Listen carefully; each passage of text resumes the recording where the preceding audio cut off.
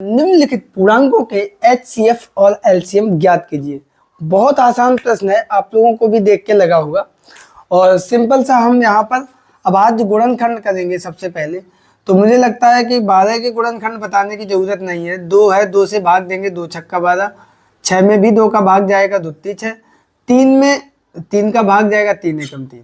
इसी तरीके से 15 के कर लेंगे और इसी तरीके से 21 के कर लेंगे। तो 12 के गुणनखंड 2 दूनी 4 तिया 12। 15 के गुणनखंड 3 पचे 15 है, तो 3 के नीचे 3 आएगा और 5 आगे आएंगे क्योंकि यहाँ 5 नहीं है। अब 21 के गुणनखंड तो 7 तिया 21, तो 7 यहाँ है नहीं कहीं, 7 जाएगा आगे और 3 3 के नीचे जाएगा। तो इस तरीके से हम लोग लिखेंगे। ये लिखते समय बहुत ध्यान देना है, अगर यहाँ पे गलती कर दी तो फिर आपका आंसर गलत हो जाएगा। अब यहाँ पर LCM लासा जब हम लिखते हैं तो सभी संख्याओं को लिखते हैं। 2 ये भी 2, ये 3, ये 5 और ये 7, सबका आपस में कर देंगे गुणा। गुणा आसानी हो जाए तो 5 दूनी 10, दूनी 20, 20 तिया 60, 60 सत्ते 6 सत्ते 42, 420। और HCF मासा हमारा कितना आएगा? तो वो संख्या जो तीनों में हो। कौन सी है? 3।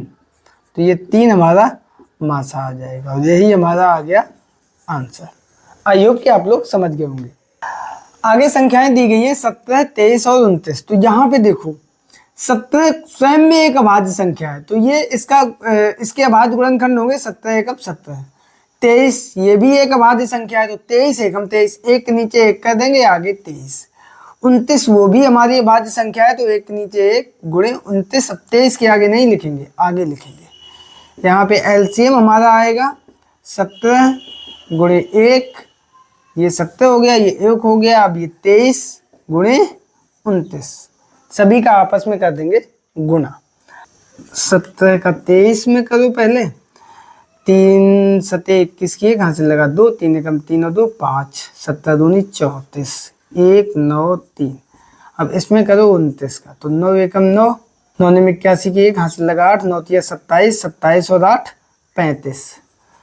अब 2 का 2 एकम 2, 9 दूनी 18 की 8 हासिल लगा 1, 3 दूनी 6 और 1 7। जोड़ देंगे 9 के नीचे 9, 2 और 1 3, 8 5 13 की 3 हासिल लगा 1, 7 3 10 और 1 11। तो ये हमारा 11,339 आ गया और यही हमारा आ गया लासा, जो कि हमारा आंसर है। अब देखते हैं HCF। इसमें देखो क्या है कि कोई भी संख्या नहीं है, केवल एक है जो तीनों में है, तो यही एक हमारा जो है ये मासा आ गया।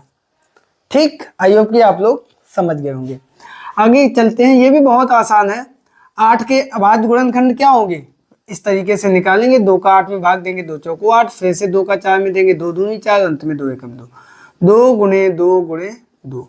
इसी तरीके से 9 के 3 गुणे 3, तो ये 2 के नीचे नहीं लिखेंगे, 3 गुणे 3 इसके आगे लिखेंगे। अब 25 के गुणनखंड इसी तरीके से 5 पंचे 25, तो ये ना इधर लिखेंगे ना इधर लिखेंगे, आगे लिखेंगे। अब यहाँ पे LCM हमारा आएगा 2 के नीचे 2, 3 के नीचे 3, 5 के नीचे 5 और सबका कर देंगे गुणा। गुणा आसानी हो तो 5 दूनी 10, 5 दूनी 10 यानी 10 दानी 100 और 3 तिया 9 दूनी 18, तो ये 1800 हो गया हमारा LCM। HCF निकालेंगे तो कॉमन क्या है? कुछ नहीं है कॉमन। चाहो तो हम लोग आगे चल के गुणा 1 गुणा 1 गुणा 1 कर सकते हैं सब में।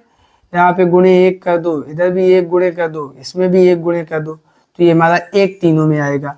वैसे भी कोई नहीं होगा तो एक जो गुणनखंड है वो हमारा सभी में कॉमन होता है, तो ये HCF हमारा आएगा 1। आई होप कि आप लोग इसको समझ गए होंगे। तो नोट करना हो तो आप लोग नोट कर लो। और अब